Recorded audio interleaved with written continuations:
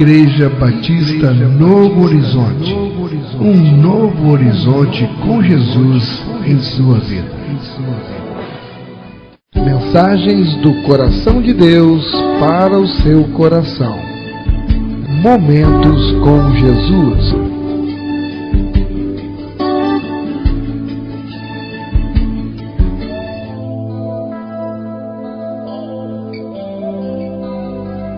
Porque a palavra de Deus é viva e eficaz, e mais cortante do que qualquer espada de dois gumes, e penetra até o ponto de dividir alma e espírito, juntas e medulas, e é apta para discernir os pensamentos e propósitos do coração.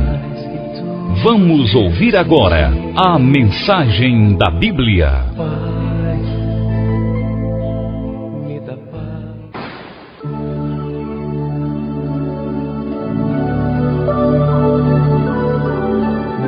Quero convidá-los neste momento a me acompanharem na mensagem da Bíblia. Abra sua Bíblia em Deuteronômio capítulo 2. Nós vamos ler os versículos 14 e 15. Deuteronômio capítulo 2 e os versículos 14 e 15. Assim nos diz na santa e gloriosa palavra do Senhor: o tempo que caminhamos desde Cádiz Barneia até passarmos o ribeiro de Zerede, foram 38 anos, até que toda aquela geração dos homens de guerra se consumiu no meio do arraial, como o Senhor lhes jurara. Também foi contra eles a mão do Senhor para os destruir no meio do arraial, até os haver consumido. Louvado seja o nome do Senhor. Senhor, eis-nos aqui, Senhor, mais uma vez, diante de Ti, da Tua palavra e da Tua igreja. Perdoa os meus pecados, Senhor, e esteja, em nome de Jesus, me capacitando a trazer, Senhor, e entregar a palavra que o Senhor deseja que chegue a cada irmão ou irmã que esteja me escutando neste momento. Venha, Senhor, nos falar do Teu imenso amor por nós. Venha, Senhor, restaurar o nosso ânimo, a nossa fé, para que possamos começar essa semana com muito mais ânimo e vontade, que a Tua palavra nos traga este conforto e esta força. É a oração que Te fazemos, desde já agradecidos, em nome de Jesus. Amém. E eles pereceram no deserto. Nos últimos dias eu tenho meditado muito neste tema que nós vamos tratar hoje aqui. Quando a gente para pensar e ver que saíram do cativeiro do Egito 600 mil homens, não conta-se aí mulher, criança, e destes 600 mil, toda esta geração que foi liberta do cativeiro do Egito, passou quase 40 anos caminhando, errantes pelo deserto, e isso é que tem me inquietado. Só 2 pessoas conseguiram entrar na terra prometida. Nem Moisés, o líder, conseguiu entrar. Você já tinha pensado nisso? Todos pereceram no deserto. De que adiantou terem saído, serem libertos do Egito, para perecerem no deserto? Não chegaram até a terra. Seus filhos chegaram, seus netos, os que nasceram no caminho, nesses 38 a 40 anos. Mas dos homens de guerra que saíram do Egito, somente 2 únicas pessoas conseguiram chegar. E a gente se lembra que a palavra diz que poucos são os escolhidos. Irmãos, e nós, como estamos nesta caminhada? Se eu perguntar aqui, provavelmente todo mundo vai responder que está salvo, está garantido, que vai entrar na terra prometida. Bem, esta era a esperança daquele povo todinho quando saiu do Egito. Eles tinham a esperança, acreditaram, tanto que se lançaram na caminhada. Eles acreditavam que chegariam lá, como nós acreditamos que vamos chegar lá, em nome de Jesus. Mas o que aconteceu nessa caminhada? O que fez com que somente 2 lograssem êxito? É muita gente perecendo no deserto, irmão. Eu não quero perecer no deserto. Eu creio que você também não quer perecer no deserto. Mas eles pereceram no deserto. Deus os arrastou por quase 40 anos por aquele deserto, até que o último deles perecesse. Ficaram andando, até que o último perecesse. Quando o último pereceu, agora entra. Só restou Josué e Caleb. Agora pode entrar. E por que é que isso aconteceu? É essa a pergunta que deve nos inquietar, que vem me inquietando e que eu fui estudar mais aprofundadamente. Por que é que eles pereceram? Porque eu não quero perecer no deserto. Eu não quero ser um líder que leva o seu povo todo a perecer junto com ele no deserto e não entra na terra prometida. Já pensou? O que foi que levou aquela imensa multidão a morrer no deserto sem alcançar a terra que lhes fora prometida? Ainda hoje nós somos levados por Deus para o deserto. E é lá, no deserto, que tantos e tantos continuam perecendo. Olha a nossa volta. Nós vamos ver quantos estão perecendo na caminhada. E nós, pereceremos no deserto ou conseguiremos alcançar a terra prometida? Frequentemente nós ouvimos testemunhos de pessoas que relatam terem atravessado por desertos em suas vidas. Eu já ouvi muitos. Eu acho interessante, tenho minha fé inclusive renovada quando eu ouço o relato das pessoas que contam que estiveram no deserto e saíram de lá. Deus os tirou de lá. Essas pessoas, elas dizem que estiveram no deserto, mas que foram alcançadas pela poderosa mão do Senhor e por isso saíram vitoriosas do deserto em que se encontravam. Eles falam de dores terríveis, de provas, de calamidades, de tragédias, de provações que pareciam nunca ter fim. E perguntas importunas inundaram as suas mentes em dado momento. Por que essa desgraça veio para mim? Será que Deus está me julgando por algum pecado do passado? Por que as minhas orações não estão sendo respondidas? Ora, se eu tenho jejuado, eu tenho orado, mas eu não ouço nada. Por quê? Por quê? Por quê? Por quê? Todavia, nesses que dão testemunho que conseguiram sair do deserto, eles podem até ter oscilado durante a provação e quase, quem sabe, desfaleceram, mas em meio a tudo isso se tornaram vitoriosos. E sabe por quê? Porque eles guardaram a fé. Como?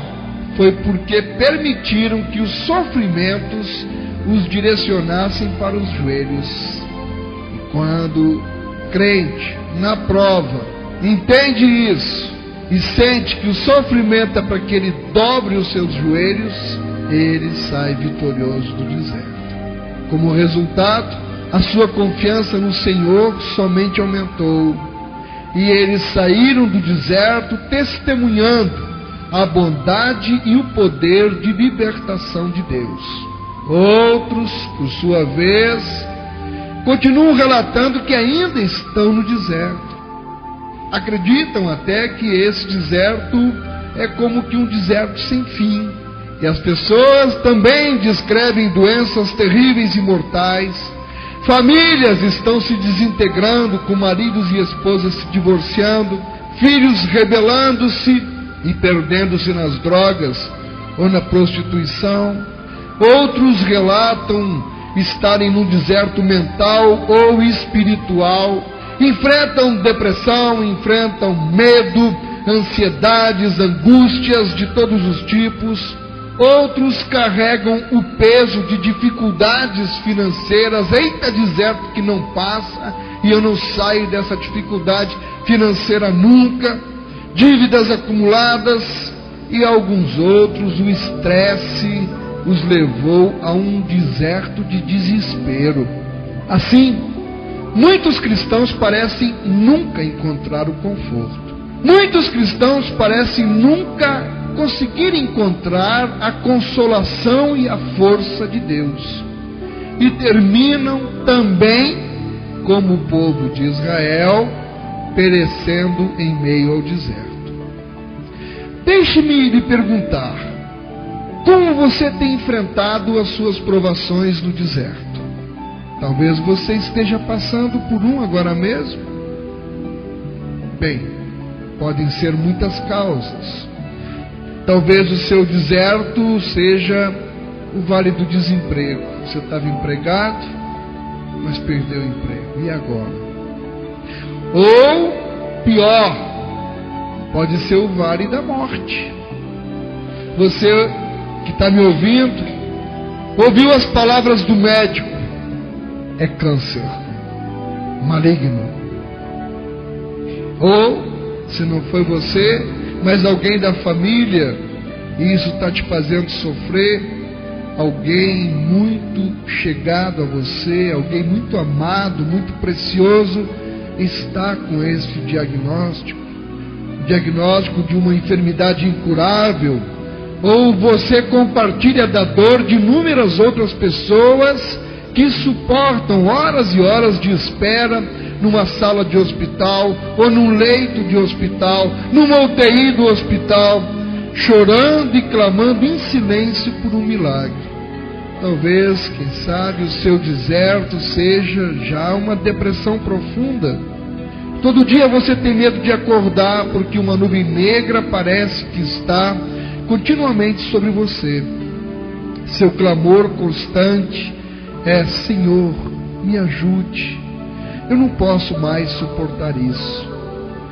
E quando vai à igreja, você faz o melhor possível para mostrar um sorriso para os outros, mas por dentro, só você e Deus é quem sabe. Você está atravessando o inferno. Você jejuou, orou, buscou a Deus por dias, semanas, meses, mas Deus não parece estar respondendo a sua oração. Queridos, todos nós, às vezes, acabamos no deserto. Todos nós. E apesar disso, é interessante, porque muitos cristãos recusam-se a aceitar que o deserto inevitavelmente chega para todos nós. E eles acham até que esse tipo de conversa indica falta de fé. Eu ouvi um pregador dizer na televisão, um dia desses: a minha fé me imunizou dos males. Eu amarrei toda a dor e a desgraça em nome de Jesus. E eu simplesmente recuso tudo isso. Eu não desejo mal a ninguém, mas sem dúvida, esse homem, ele está dirigindo-se para um deserto e levando outras pessoas para o deserto com ele, porque a convicção dele simplesmente não se alinha com as Escrituras Sagradas. A Bíblia é clara sobre isso. Mesmo o mais piedoso dentre nós passa por profundas provações no deserto. Davi escreve: salva-me, ó Deus, porque as águas me sobem até a alma. Estou atolado em profundo lamaçal que não dá pé. Estou nas profundezas das águas e a corrente me submerge. Que quadro, hein? Estou cansado de clamar. Secou-me a garganta. Os meus olhos desfalecem de tanto esperar por meu Deus. É esse o seu quadro? Davi escreveu isso no Salmo 69, nos versos de 1 ao 3. Confira. A pergunta é: de que modo sairemos dessas experiências? Nós sairemos como Josué e Caleb? Ou nós pereceremos no deserto como o povo todinho que saiu do Egito e pereceu no deserto? Nós podemos, irmãos, ter certeza de que a nossa experiência no deserto, ela irá provocar mudanças em nós. Afinal de contas, é lá, no deserto, que a nossa fé é colocada à prova. Então eu lhe pergunto, a provação que você está vivendo hoje, está lhe mudando para melhor ou está lhe mudando para pior? Você afirma ter fé, mas como foi que você obteve esta fé? Vendo o homem da televisão, pregando fora da palavra, ou foi queimando as pestanas madrugadas adentro, meditando na palavra do Senhor? Como você adquiriu esta fé? Sobre qual alicerce a sua fé está edificada? As Escrituras nos dizem que a fé vem pelo ouvir e que a palavra de Deus nos dá ouvidos espirituais, capacitando-nos a ouvir. Em outras palavras, é o que diz em Romanos 10:17. E assim, a fé vem pela pregação, e a pregação pela palavra de Cristo. Claramente, águas de aflição inundam a vida do crente. Salmo 66, os versos 10 e 12. Pois tu, ó Deus, nos provaste, acrisolaste-nos como se acrisola a prata. Tu nos deixaste cair na armadilha, oprimiste as nossas costas, fizeste que os homens cavalgassem sobre a nossa cabeça, passamos pelo fogo e pela água. Até aqui o quadro, Deus permitiu tudo isso, mas ele conclui dizendo, porém, afinal, nos trouxeste para um lugar espaçoso. Salmo 66, os versos do 10 ao 12. Quem nos faz entrar, muitas vezes, num laço de aflições? Deus mesmo faz. É o que a palavra nos ensina. Abra sua Bíblia, Salmo 119, os versos 67 e o 71. Veja a coerência que há nisto. Antes de ser afligido, andava errado, mas agora guardo a tua palavra. Aleluia. E no 71, foi-me bom eu ter passado pela aflição. Para quê? Para que aprendesse os teus decretos. Ou seja, se eu não tivesse passado pela aflição, não teria aprendido os decretos. Este verso aqui, inclusive, explica claramente. É bom para nós, inclusive nos abençoa, sermos afligidos. É o que nos ensina a palavra. E nós encontramos na palavra de Deus, apesar de tudo isso, uma importante promessa para nós. Foi feita para Isaías e que nós podemos receber para nós. Isaías 43:19. Porque eu, o Senhor, teu Deus, te seguro pela tua mão direita e te digo, não temas, eu te ajudarei. Nos leva para o deserto, mas não nos abandona. Nos leva para o deserto, nos prova, passamos pela experiência, mas Ele nos segura pela mão. Este verso aqui de Isaías 41:13, ele guarda um ponto importante. Em toda a experiência de deserto que nós enfrentamos, o nosso Pai está segurando na nossa mão. Porém, irmãos, somente aqueles que passam através do deserto é que têm essa mão de conforto. E Ele, o nosso Deus bondoso, Ele a estende para aqueles que são pegos nos turbulentos rios das dificuldades.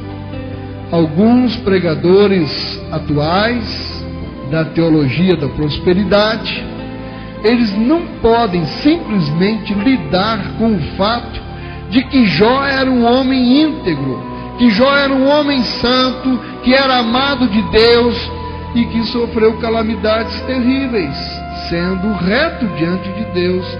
Eles não conseguem suportar esta situação. Por eles, arranca o livro de Jó da Bíblia. Está errado, não deveria estar aí. Mas eu digo a esses cristãos: é impossível para nós conhecermos a verdadeira fé, a menos que possamos olhar diretamente para as dificuldades que Jó passou e dizer: Deus permitiu todas essas coisas acontecer a Jó para um propósito. Sim, Deus permitiu que os filhos de Jó fossem tomados. Ele permitiu a perda da saúde de Jó, das suas propriedades, da sua reputação. Jó foi desonrado nas mãos de supostos amigos. Até mesmo a sua própria esposa o escarneceu, e o seu corpo suportou feridas horríveis e dolorosas. Este homem viveu com dor insuportável e tristeza de coração. Olhe para ele entre as ruínas da sua vida, sentindo-se abandonado, sentindo-se esmagado pela aflição, os céus parecendo repelir as suas orações. Jó passou noites sombrias sem dormir e dias terríveis, dolorosos.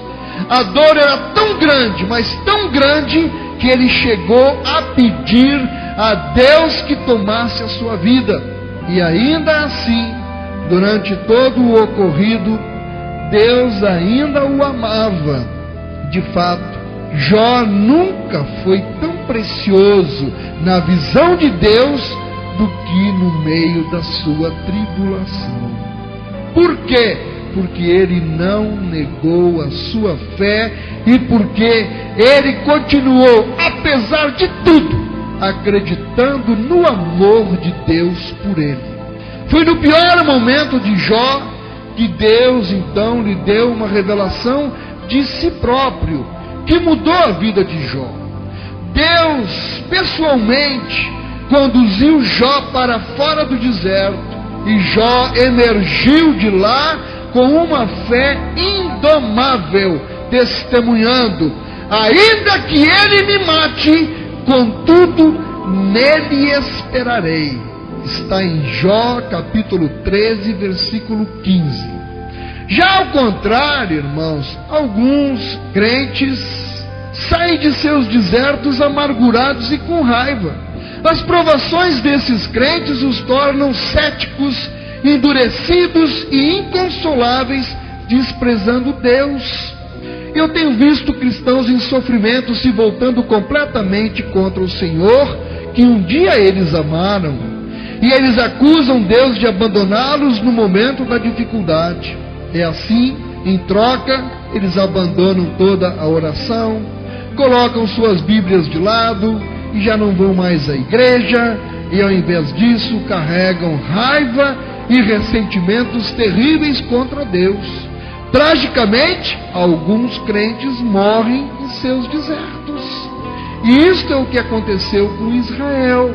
Com exceção dos fiéis Josué e Calebe, uma geração inteira de israelitas, um povo milagrosamente liberto do Egito, desperdiçou a vida no terrível deserto.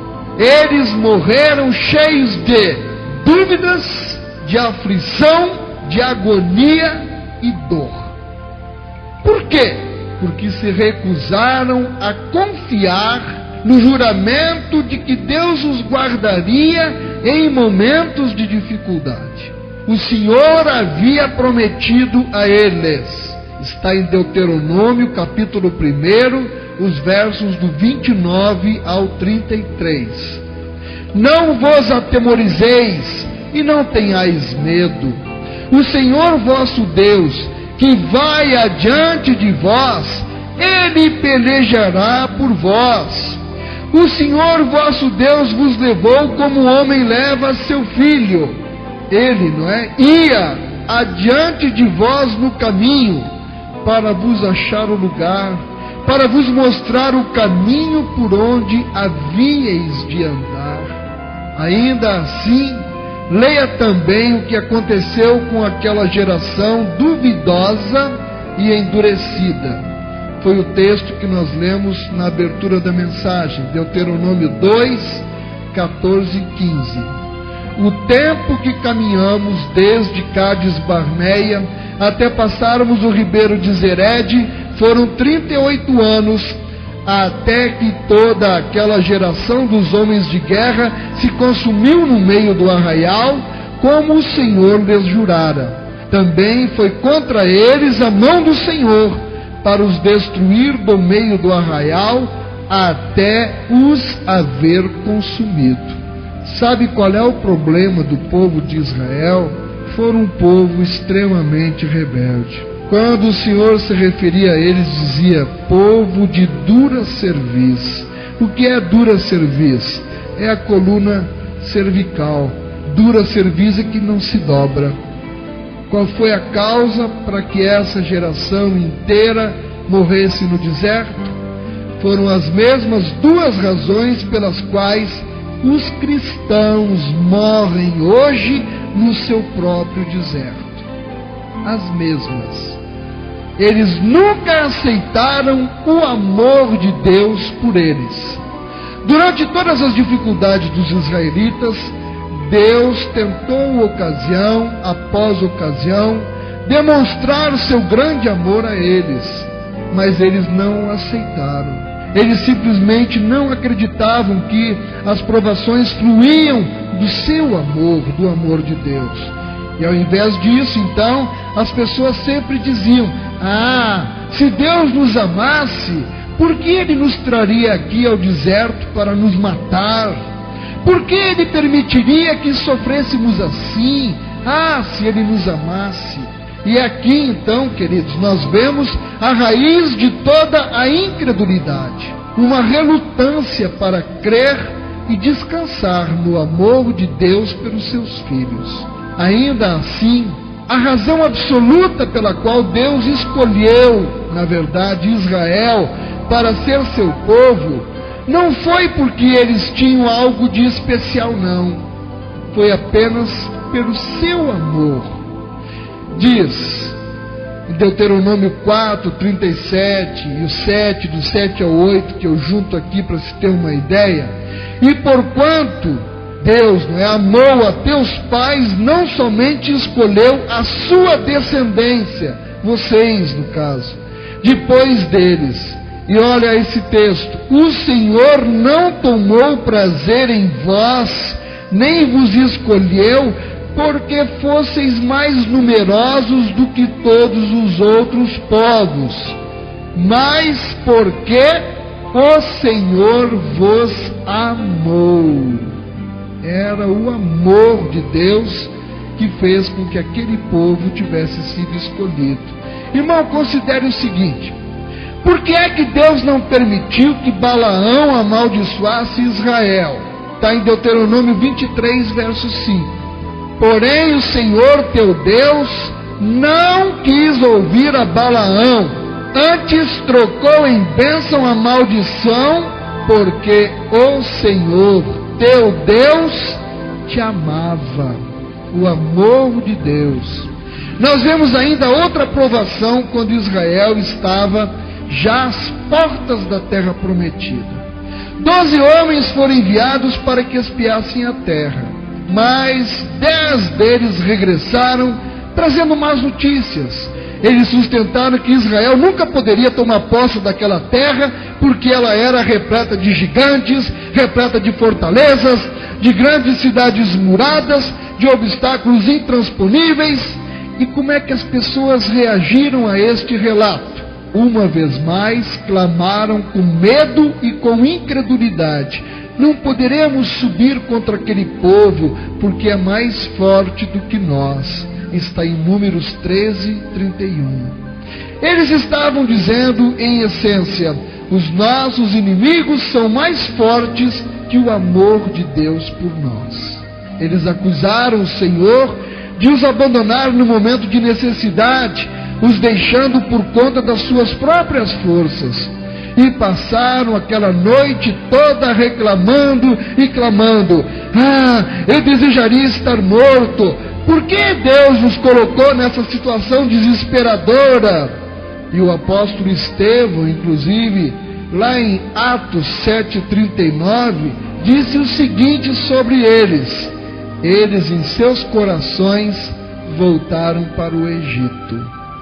Uma vez mais, nós vemos que em toda a crise o Senhor garantia ao seu povo: eu os tenho amado fielmente. Contudo, em cada uma dessas vezes, eles permitiam que os obstáculos nublassem o conhecimento de que Deus os amava.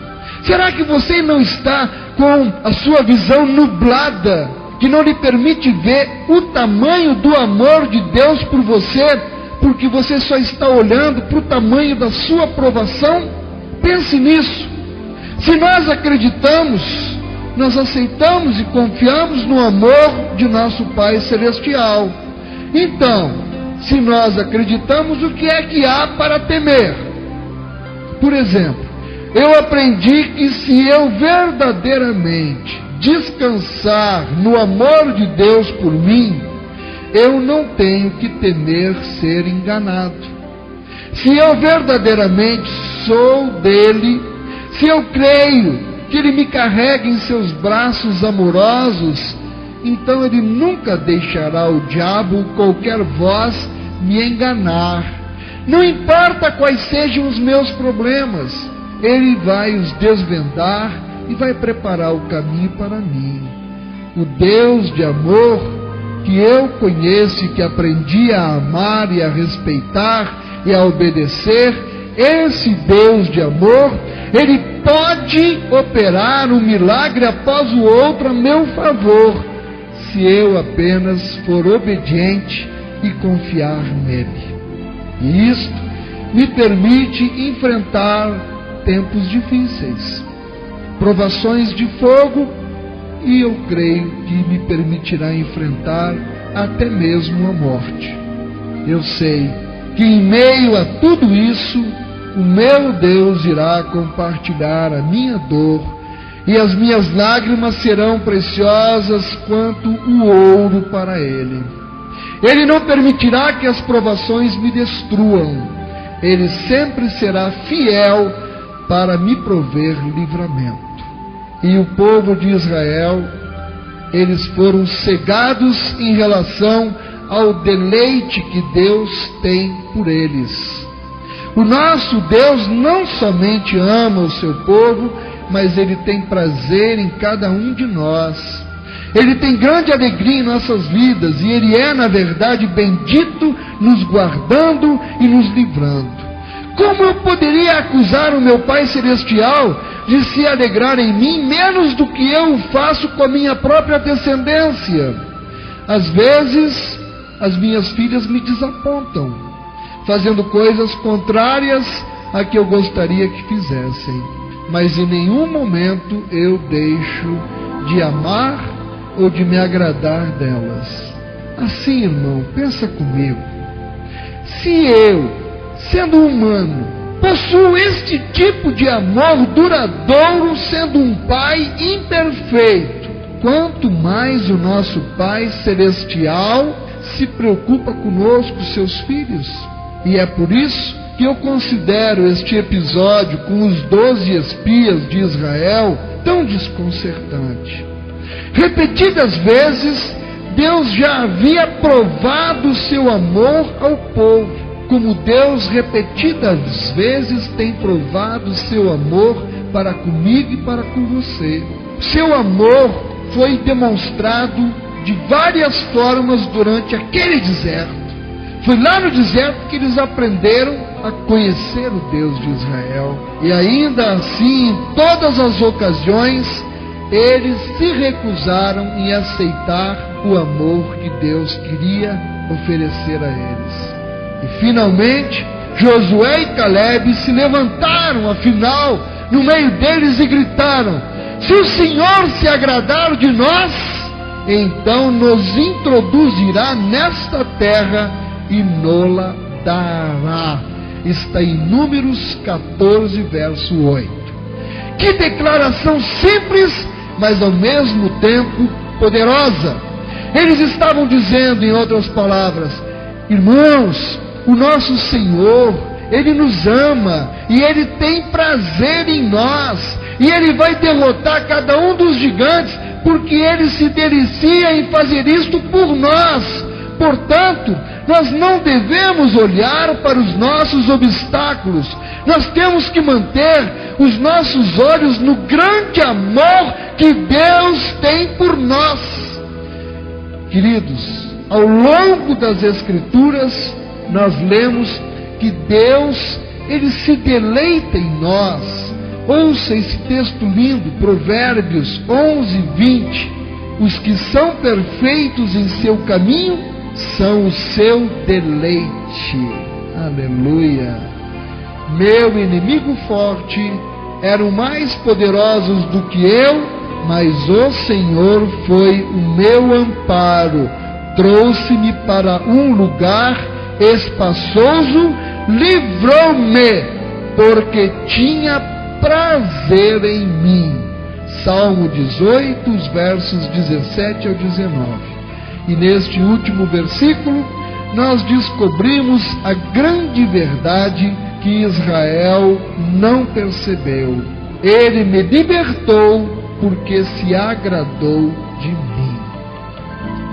Não importa quão grande o nosso inimigo possa ser, não importa quão devastadora seja a nossa provação de fogo, ou quão sem esperanças as coisas possam parecer, o nosso Deus nos libertará.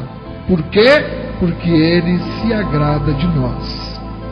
Nesta noite, Ele está nos dizendo: como vocês podem dizer que eu não vejo a sua aflição? Como vocês podem acreditar que eu não tenho prazer em vocês? Eu me agradei do meu servo Jó durante todas as suas terríveis experiências, e eu estou me agradando de vocês agora mesmo, em meio às suas dificuldades.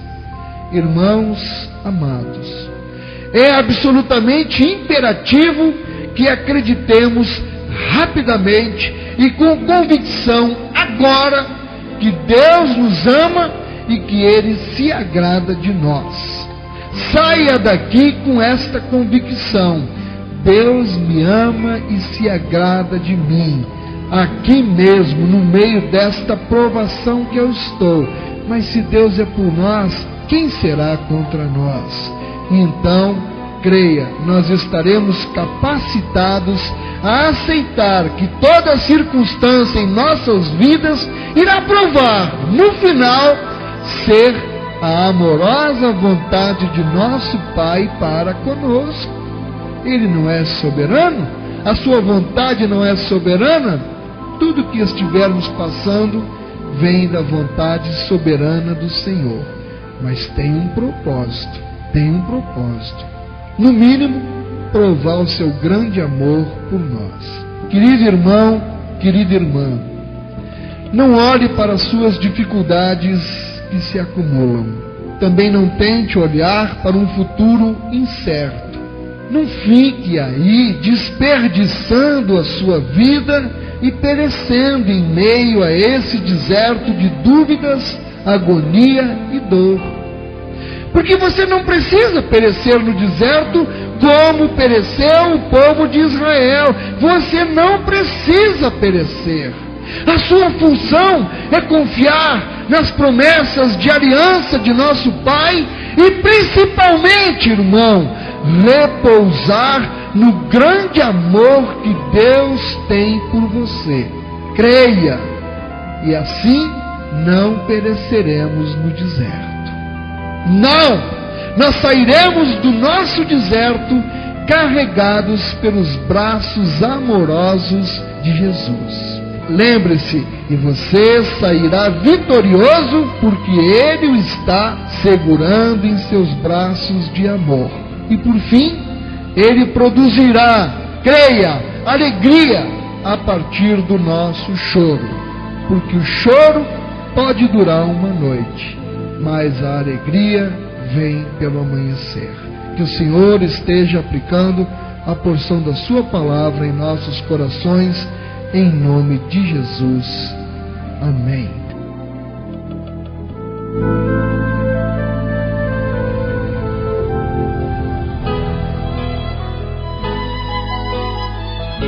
Programa Momentos com Jesus.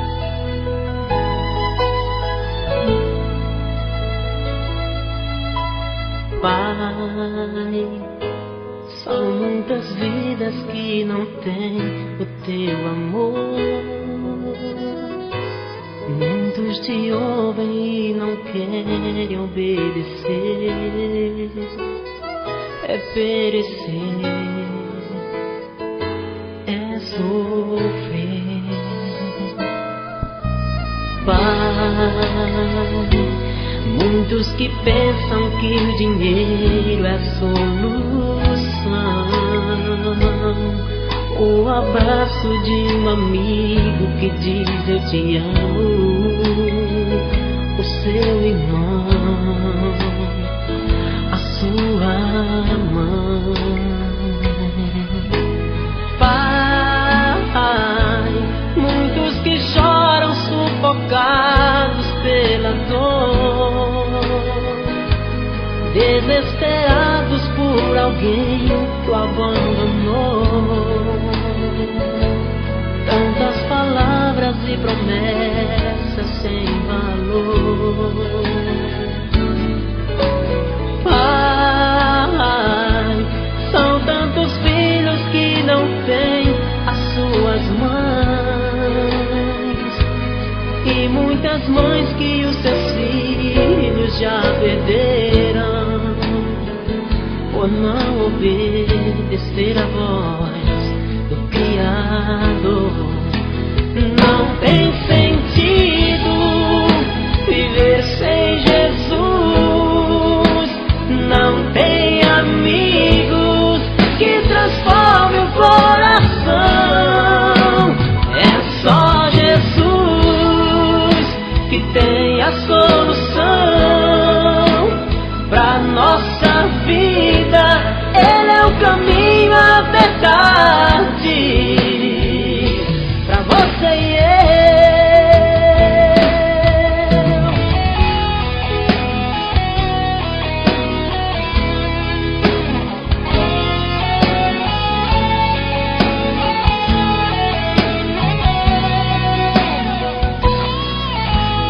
Pai, muitos que choram sufocados pela dor, desesperados por alguém que o abandonou.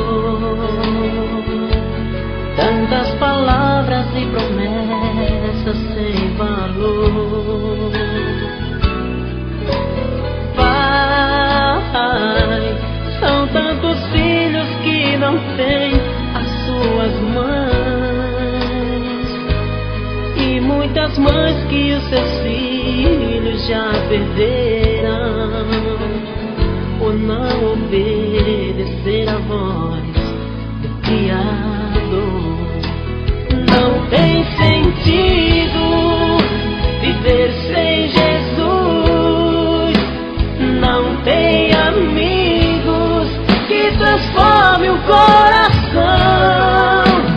É só Jesus que tem a solução pra nossa vida. Ele é o caminho, a verdade pra você e eu. Não tem sentido viver sem Jesus, não tem amigos que transformem o coração. É só Jesus que tem a solução pra nossa vida. Ele é o caminho, a verdade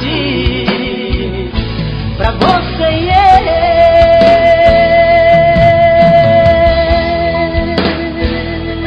Programa Momentos com Jesus.